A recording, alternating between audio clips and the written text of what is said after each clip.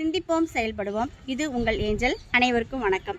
இன்னைக்கு நம்ம பார்க்க போறது நமது பாரத பிரதமர் நரேந்திர மோடிஜி அவர்கள் நெதர்லாந்து பயணத்தின் போது 11ஆம் நூற்றாண்டைச் சேர்ந்த வரலாற்று சிறப்புமிக்க சோழர் கால செப்பேடு நமது இந்தியாவிற்கு அதிகாரப்பூர்வமாக கொடுக்கப்பட்டிருக்கு. இது நமது ஒவ்வொருவருக்கும், நமது இந்தியர்கள் அனைவருக்கும் ஒரு வரலாற்று சிறப்புமிக்க ஒரு மகிழ்ச்சியான நாள் இல்லைங்களா? இந்த செப்பேட்ல அப்படி என்ன இருக்கு? இந்த செப்பேடு ஆனைமங்கலம் செப்பேடு அல்லது லெய்டான் செப்பேடு என்று அழைக்கப்படுகிறது. லெய்டான் செப்பேடு, இது ஒரு வார்த்தை நீங்க கவனிச்சிங்களா? இது எதனால் அப்படி சொல்றோம் அப்படிங்கறத பின்னாடி பார்ப்போம்.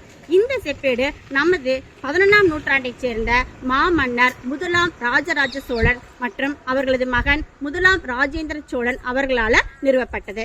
இந்த செப்பேட்ல 21 பெரிய மற்றும் 3 சிறிய தொகுப்புகள் முதலாம் ராஜேந்திர சோழனால அரசு முத்திரையோடு இணைந்த ஒரு வெண்கல பணயம் இணைக்கப்பட்டிருக்குங்க. இந்த செப்பேடு அப்படிங்கிறது நமது 18ஆம் நூற்றாண்டுல டச்சு காலனி ஆதிக்கத்தின் போது நமது இந்தியாவிலிருந்து எடுத்து செல்லப்பட்டது.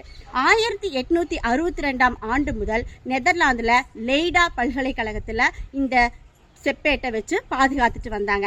அதனாலதான் இந்த செப்பேட்ல லெய்டா செப்பேடு அப்படின்னு ஒரு பேரும் இருக்குங்க.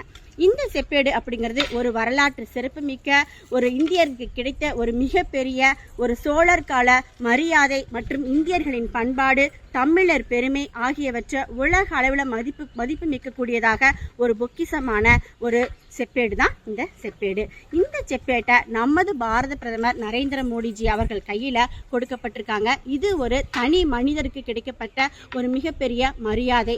அது மட்டும் இல்லாம நமது இந்தியர்கள் அனைவருக்கும், நம்ம தமிழர்கள் ஒவ்வொருவருக்கும் கிடைக்கப்பட்ட ஒரு உலக பிரகாரமான ஒரு மிகப்பெரிய அங்கீகாரம். ஆகவே நாம் அனைவரும் வரலாற்றை பாதுகாப்போம். நமது பாரம்பரியத்தை நமது வருங்கால தலைமுறையினருக்கு பெருமையாக எடுத்துச் செல்வோம்.